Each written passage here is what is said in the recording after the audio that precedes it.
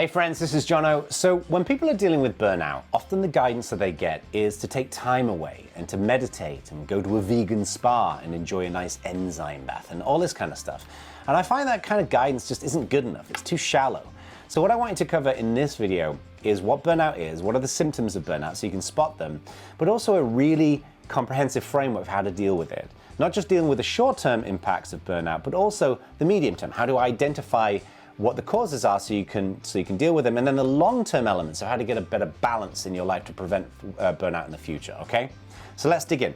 Now, I went and looked up on the World Health Organization what the definition of burnout is, because I want to make sure that we're all on the same page here. And this is what it says. Burnout is a syndrome conceptualized as resulting from chronic workplace stress that has not been successfully managed. It's characterized by three dimensions, okay? The first one is feelings of energy depletion or exhaustion. In other words, you're feeling quite knackered and exhausted. The second one is increased mental distance from one's job or feelings of negativism, apparently that's a word, or cynicism, that's actually a word, related to one's job. So in other words, you don't feel like you've got as close of a relationship with your job and your colleagues and your team, and maybe a lot more frustration and anxiety at work. And then the third one here is reduced professional efficacy. You're just not delivering as much, you're not shipping as much. Burnout refers specifically to phenomena in the occupational context. In other words, it's referring to things at work and should not be applied to describe experiences in other areas of life. Now, I think that's actually a pretty good definition of burnout. Now, I've burnt out 3 or 4 times in my life. The first time it happened was when I was working at Canonical, building the Ubuntu community, and I just wasn't really feeling myself. I was snapping at people at work, I was frustrated with a lot of things that were going on, I wasn't delivering as much value, I was anxious that I wasn't delivering as much value. And in many cases, what happens with burnout is we feel like we're not doing a particularly great job, so we have this compulsion to work more, to prove ourselves that we're doing a good job.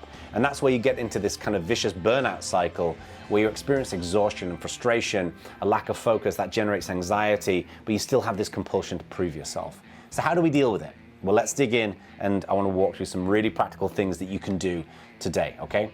Now, the first thing I want to make very clear is that I'm not a doctor, I'm not a psychologist, I'm not a therapist. If you've got questions about this, you should go and talk to your doctor or a therapist or a psychologist, because they're going to be able to carve out a plan that's going to be a good fit for you. What I'm sharing here is my experience from burning out in my life 3 or 4 times, and basically what I learned from this. Think of this as kind of food for thought, all right? Now, the first thing we want to do, and this is really important because this frames everything, is you want to make sure that you've got a positive mindset, okay? And this can be easier said than done, but if you want to make any kind of transformation in your life, you want to make any change, right? Whether it's, okay, I'm experiencing burnout and I want to get rid of it and deal with it, or whether it's, I want to build an awesome community, I want to build a great business, I want to start a band and be really successful, I want to go out there and engage in philanthropy, whatever it might be. If you want to make a change, you've got to believe in yourself and believe that you can do it. You've got to feel empowered that you can make that change, okay? If you don't believe that you can do it, it's way harder.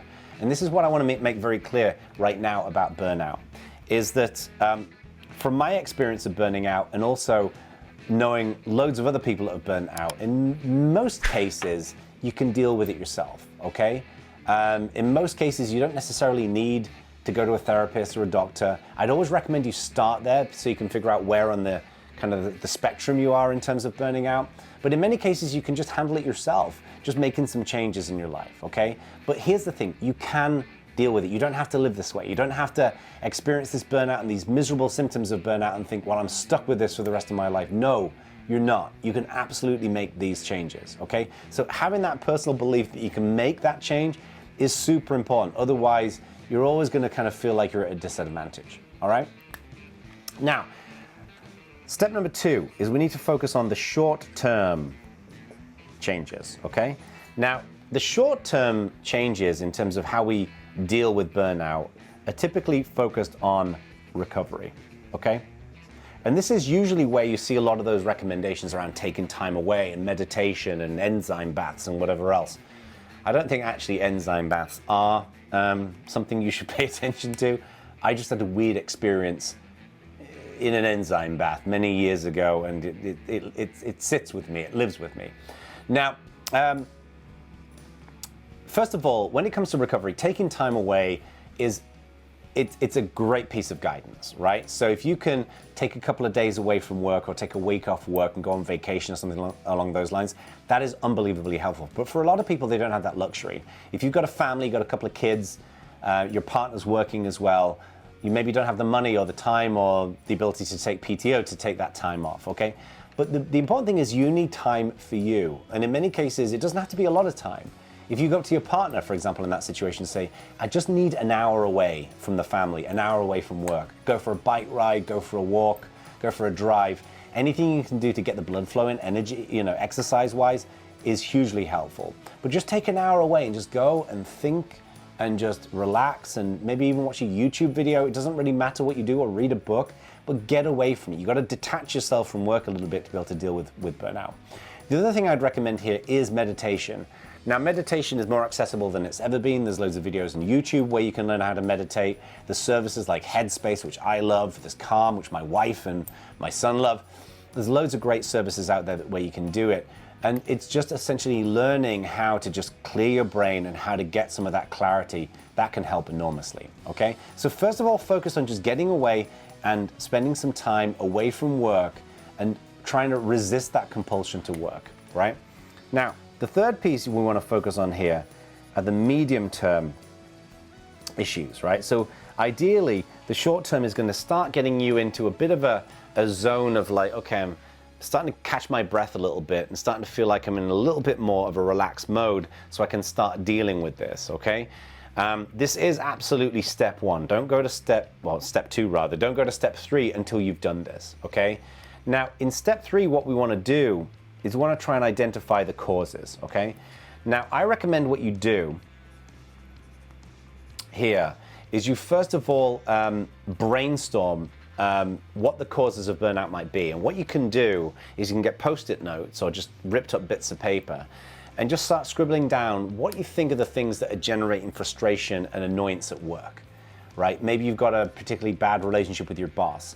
Maybe you've got a member of your team, if you've got a team that's just been really difficult. Maybe you've kind of lost the faith in the products or the services you're building. Maybe there's been a lot of external criticism about your product or about your business that is kind of getting to you. But write those things down on a piece of paper, and I'd recommend you do this first of all alone. Don't bring anybody else in, because you want to be vulnerable. You want to write things down on those pieces of paper that you wouldn't want to tell anybody else. Okay? So write them down, and then what you want to do here is to prioritize them. Okay? Prioritize which of those pieces is just really bothering you. Like, let's say, for example, it's that you've not got a great relationship with your boss, or that your boss doesn't give you a lot of validation. I used to work for a guy years ago where he never ever said anything nice. He was always like, every week it was me and a whole bunch of other people, like, we need to focus on this, focus on this. It was all like constructive criticism. It was very politely delivered and very fairly delivered.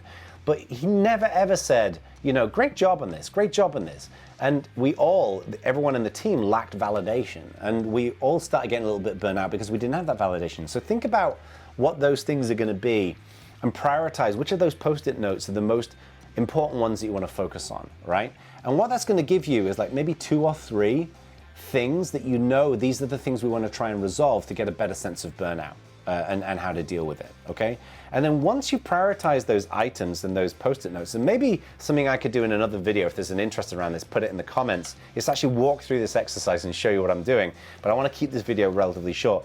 Is what you want to then do is to brainstorm solutions, okay? Is to take, let's say, for example, you've got that example of you've not got a great relationship with your manager, and that's kind of bugging you. It's weirding you out, because often people can worry that they're going to get let go, or whatever it might be. It's to say, okay, well, what are the things that I can do to better seek this balance, right? And this is actually an area where you might want to go and get some help from some friends, okay? So you might want to, let's put a little person down here. Maybe you can get a friend that can kind of come and help you with this. You say, okay, I know, to your friend, Sarah. Hey, Sarah, I know that I'm burning out a little bit and I'm not really sure how to deal with it. I think that one of the reasons for this is because I don't have a great relationship with my manager. Do you have any ideas of things that I could do, right? And it could be, for example, sitting down with your manager and just being upfront about this, saying, look, I'm struggling a little bit. I want to figure out how we can better build our relationship, or I feel like I don't get enough validation from you, or I feel a little bit overwhelmed. Can we have a conversation about how to deal with this? But come up with some solutions, brainstorm some solutions, and then just focus on one, right?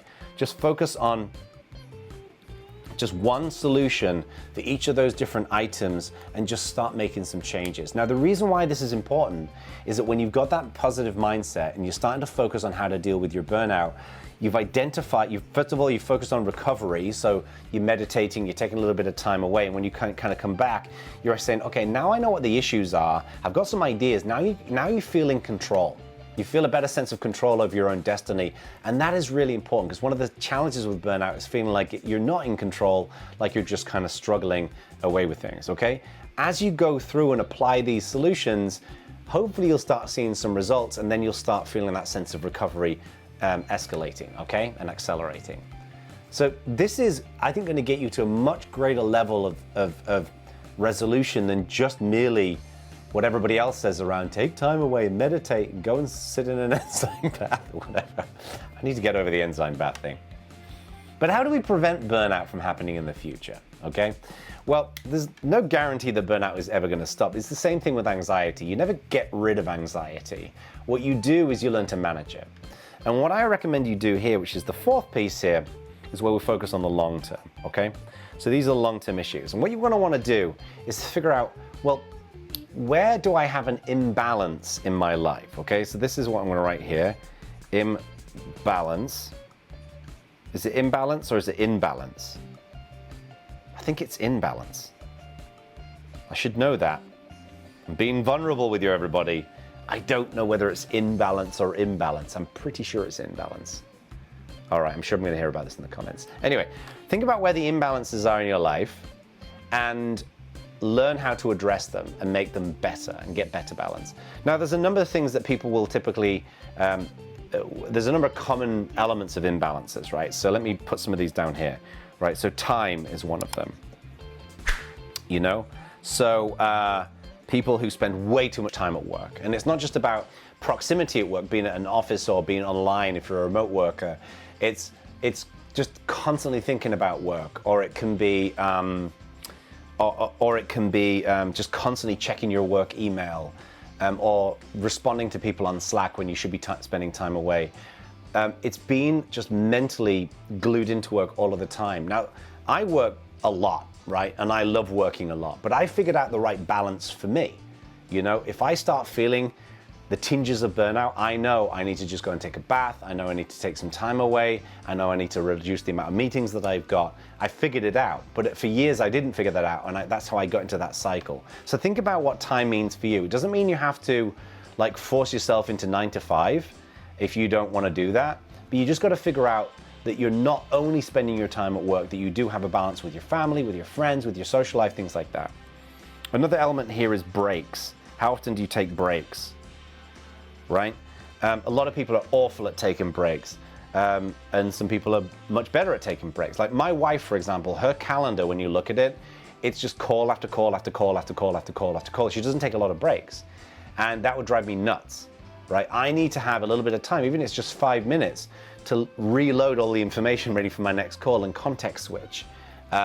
I like to make sure I've got in my calendar, my assistant sees it in my calendar, I need 30 minutes for lunch. I don't need an hour, but I want to have lunch and watch a YouTube video or read a book and take a bit of time away, because that's part of what gets me the balance so I can be really productive in my work.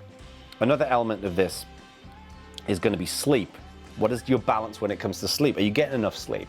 For me, I don't need 8 hours of sleep. I need about 6.5 hours. As long as I get that, then I'm good, right? But if I don't get enough sleep, I start getting cranky and I start getting weird, okay? So I've learned 6.5 hours is what I need. How much sleep do you need? It varies for everybody. Some people need 5 hours, some people need 9 hours, okay? So think about how much sleep you get. Another one here is screen time,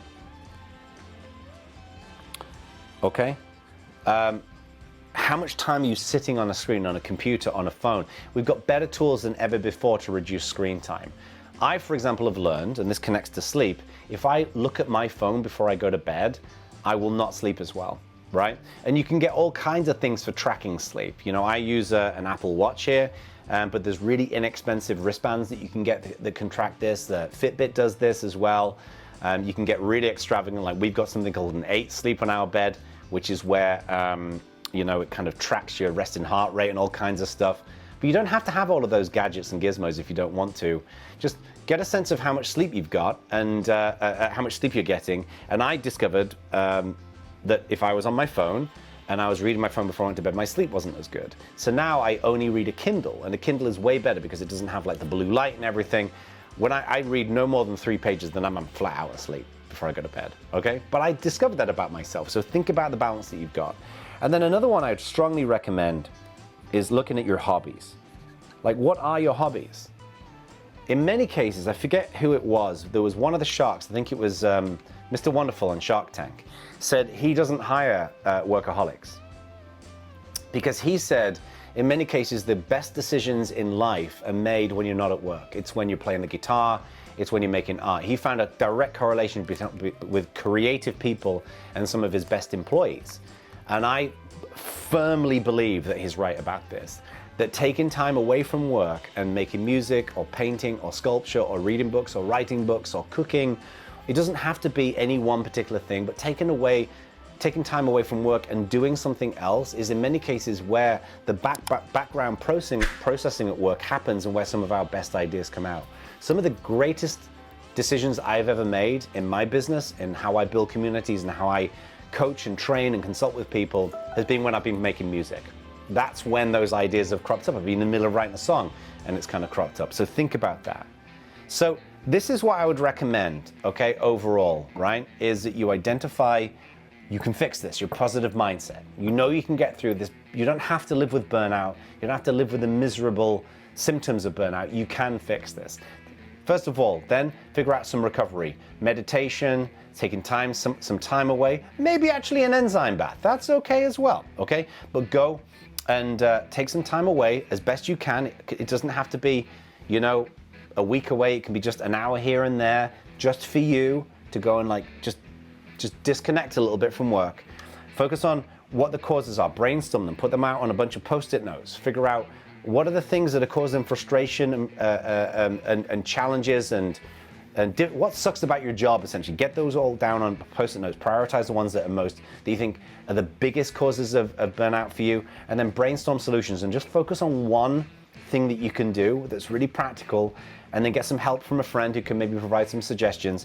And then in the long term, figure out where the imbalances are in your life when it comes to how much time you're spending at work, the balance between time at work and time not at work, how many breaks you're taking. You know, maybe just little 5-minute breaks here and there can help. How much sleep you're getting, how much time you're spending on screens, and how much time you're spending on your hobbies as well. I think this is going to really help you a lot. Again, the caveat, I'm not a doctor, I'm not a psychologist, I'm not a therapist. Go and talk to those professionals if you're experiencing symptoms of burnout, but I think this stuff is going to really, really help you. Now, one thing about burnout as well, which I want to be very clear about, is a lot of people are experiencing burnout and they don't talk about it. If you know someone else who's experiencing burnout and they're struggling, send them this video, because this video may really help them to kind of zone in on some of the causes, help them to get into that recovery mode as well, and help to make their lives a little better as well. Alrighty, hopefully that was useful. If you've got any questions, get them into the comments, and I'll see you in the next one.